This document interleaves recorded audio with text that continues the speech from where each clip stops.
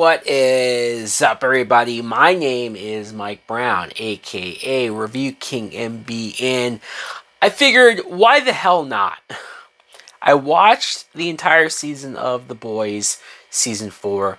I just got done watching the finale, and goddamn, what a finale this was. Damn, I forgot how fast these guys move. The Judas effect! These guys move fast as fuck. Let's go through at least some of the arcs and storylines that went on this past season so I can put my thoughts out. I feel like I'm still processing it. A-Train's redemption. I love the fact that A-Train has started to have a change of heart, started to feel some remorse over some of his actions in recent years, and it makes the most sense that he would be the one from the 7 that would start to work with the boys.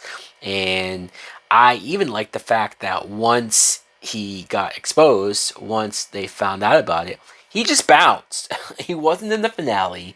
We don't know exactly where he went or what's going to happen, but we know next season, unfortunately, he will probably suffer those consequences.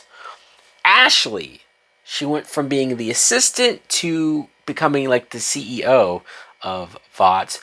The whole season, she was basically deathly afraid of being killed by Homelander and just the entire team because she knew she was expendable. She knew she was vulnerable. And once she overheard them say that we're going to kill people who have dirt on us, pretty much everybody on that floor of Vought, and Ashley was number 1 on the list. So she bounces, or at least goes to Homelander's room and takes V herself. Now, that was like a cliffhanger with her. We don't know what happened to her, what she became, what power she got. So I'm sure we'll get that. There's a lot of cliffhangers that happened. Hughie might have gone through the most fucked up stuff throughout this entire season. Hell, even the series, when you think back on how we first got introduced to Hughie and his poor girlfriend in the first episode, right? Jump ahead to now, and Hughie loses his father. Simon Pegg, what a performance just that one episode was, where he was dying, he was in the coma, they give him the V, he wakes up, and he has powers, but man, does that fuck his shit up, and that was very emotional. Well, first, let's also mention that Hughie saw his mother, forgave his mother after being upset with her, so that was nice as well. So I want to mention, I've seen that there has been some discourse, of course. If it's not social media, you're not going to have people arguing or debating or just tearing each other's faces off verbally, where some people think that this show has gone too political, has gone too much in a certain direction, clearly sort of putting a stance on maybe where the people behind the scenes feel in the political landscape, and I don't want to touch really so much on that or how I personally feel on it or where I stand on it. I will say that I do see that the show is this season leaning heavily into the political climate, especially today's political climate, but I do also want to mention that the show from day 1, season 1, has been politically motivated. Let's not pretend like all of a sudden the show went from strictly a superhero comic book flippity-doo-bah show and all of a sudden now it started to get into some real shit. No, it's always kind of been there. It's just ramped things up times 11 for sure this season. Annie, she also went through some shit. She was trying to figure herself out, figure out whether or not she still wants to be that Starlight superhero. I like the idea of her having fans that call themselves Starlighters and kind of go out and protest and do things for her. When she gets kidnapped and replaced by a shapeshifter, that went left so hard, and the shapeshifter bits was creepy as hell. I gotta admit though, if I was Hughie, I probably wouldn't have figured it out all that fast either. I appreciate that Annie didn't hold it too long against him. Firecracker was another character that we got introduced to. She, of course, this actress did a great job of playing up the type of role she was doing. And it's funny because at first I went from feeling bad for her, right? When she tells Annie what happened to them when they were younger in the pageant and how Annie treated her. And you sort of find out that Annie, sure, she was pushed and manipulated by her mother, but she was also kind of a bitch to certain girls back in the day. And so Firecracker seemed like maybe she was fully formed into the villain role directly because of Annie. But then once you saw that she had relations with a teenage boy, and it's like, all right, no, you're just a fucking weirdo, Firecracker. You've sort of lost me at a lot of points. And then her weird fascination with wanting to take care of Homelander. I mean, I know Homelander has issues, but really? The first woman that squirts breast milk at him, and it's just like, all right, that's her role from this point going forward. Now, I was about to mention a few minutes ago that as much as maybe the political stuff has turned off some people from this season, I'm totally fine with it. The things that I had more issues with is the grossness of this season. I actually started to feel this from season 3. I guess it's always sort of been there, but it seems like they've really leaned into and ramped up on the gross out humor, the overly sexual gross humor. And I'm not trying to be a prude or be somebody that's like, I don't want nudity in my show. No, it's just, I probably could have gone the rest of my life without seeing that guy have several clones of himself, basically performing a human centipede on himself. Yeah, could have not seen that. Or how about the Tech Knight character, who I know, I get it, he's a parody of Batman, and so maybe I'm just a little sensitive to how they treated that dude, but that was gross. All of that was gross. The shit that he was doing in his Batcave, again, didn't need to see any of that. Also, Webweaver, who I guess is a parody of Spider-Man, just, it was gross. You know what I mean? It was gross for the sake of being gross.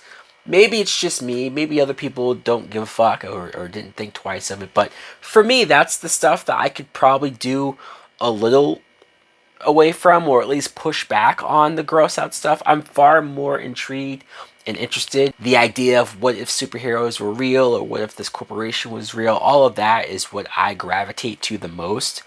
Not as much on the gross shit. Frenchie had his own side plot that honestly at the very beginning I didn't really care about. Him and Colin, his like new love interest, and then you find out that he's only dating the Colin guy because he feels guilty over in the past killing Colin's family. Like, I get it, you know, I understood where Frenchie was coming from and the guilt that he felt. Like, I was okay with it on paper, but it just, anytime they went to it, I sort of was like, can we move this along a little bit? And then they finally did, and it resulted in Frenchie turning himself in to jail, and he was there for a while until, of course, he got out. And I liked it more of the advancement of where we eventually got to, right, by the finale. Kimiko finally admits that she does love Frenchie. She does want to be with him. She was pushing him to be with somebody that maybe he deserved better, but they're seemingly a couple now. And to hear Kimiko speak for the first time in that finale was definitely a trip. Now, Billy Butcher, goddamn Carl Urban, putting me through the emotions and being conflicted on how I feel about this character, because in one sense I felt bad for Butcher, that he was dying, he was slowly dying, and it sort of felt like his last dying act was to try to save Ryan, the kid, right? He promised Becca, and I like the fact too that he was seeing Becca in his head, just because it was sort of a reminder of she is the last remaining good part of his soul, in a sense. Now, I didn't quite pick up immediately that Jeffrey Dean Morgan was also in his head, and he was going to be the other side of that, the evil, or maybe the more selfish version of himself, but I did, I guess, appreciate that. I did enjoy that. And by the end of it, it was teased that because of the tumor that Butcher had, he did take V. I was wondering what the new power was, it looked pretty brutal. When you get to the finale, you see that it's basically these tentacles that come out of his chest, and he fucking kills Victoria Newman. God damn. I really like the actress that plays Victoria Newman. She was first introduced as somebody that I did not trust and did not really know how to feel about. But I think the actress did such a good job of being somebody that you eventually find out is in just a fucked up spot. And she's had a fucked up backstory, a fucked up childhood. She was raised by John Carlos Esposito, and just it's like things have not been going the way that maybe she had hoped. She was stuck. She has this daughter, and she's just pretty much everything is about protecting her daughter. And so to see her sort of last resort contact Hughie, want to get help from the boys, I figured, okay, this could be something. This could be a different tact of how they maybe go after Homelander. And then when Butcher just shows up and rips her apart, literally rips her in half, that stunned me, that shocked me, and it leaves me uneasy. To be honest, I'm sitting here, I guess I have to appreciate the fact that the show did kill off a big major character in this finale. Maybe people would have been upset, or maybe they still are upset that like more deaths didn't happen, but I just felt like there was a little more room, a little more things to do with the Newman character, especially if she was going to turn on the good side, but I guess we'll never know. Also, Homelander, he continues to be sort of the arc, the anchor, I should say, of the show, just as far as being the most fascinating, being the most interesting. He is a diabolical, just trash human being, but he also too has a messed up backstory. That one episode where he goes back to the lab and interacts with all of those people that wronged him or treated him a certain way as a kid, and he gets some of the worst revenge that you could think of on them. That was tough.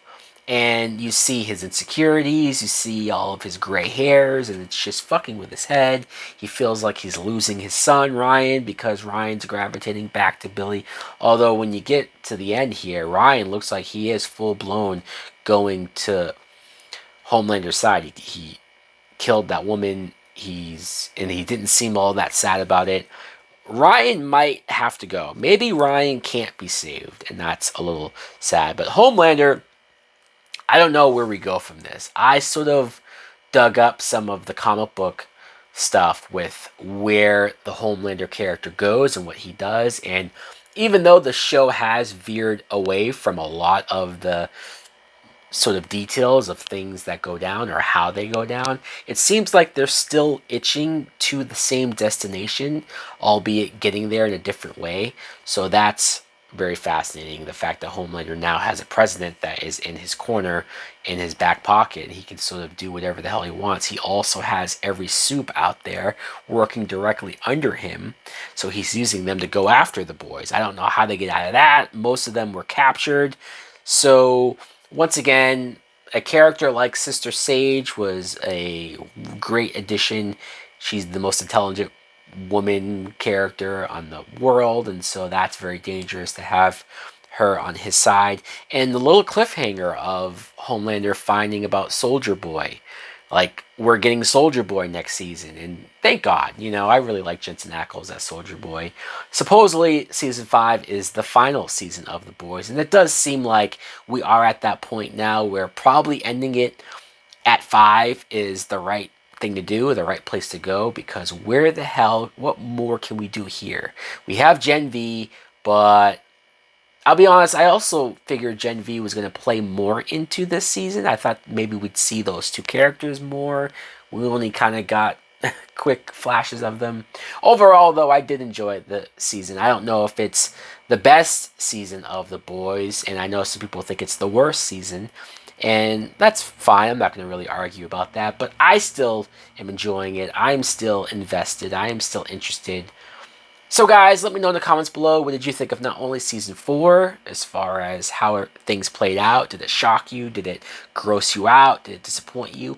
Is it too political? But what are some of your theories on Season 5? How is this show going to end? Thanks for watching. Like, comment, subscribe. Later!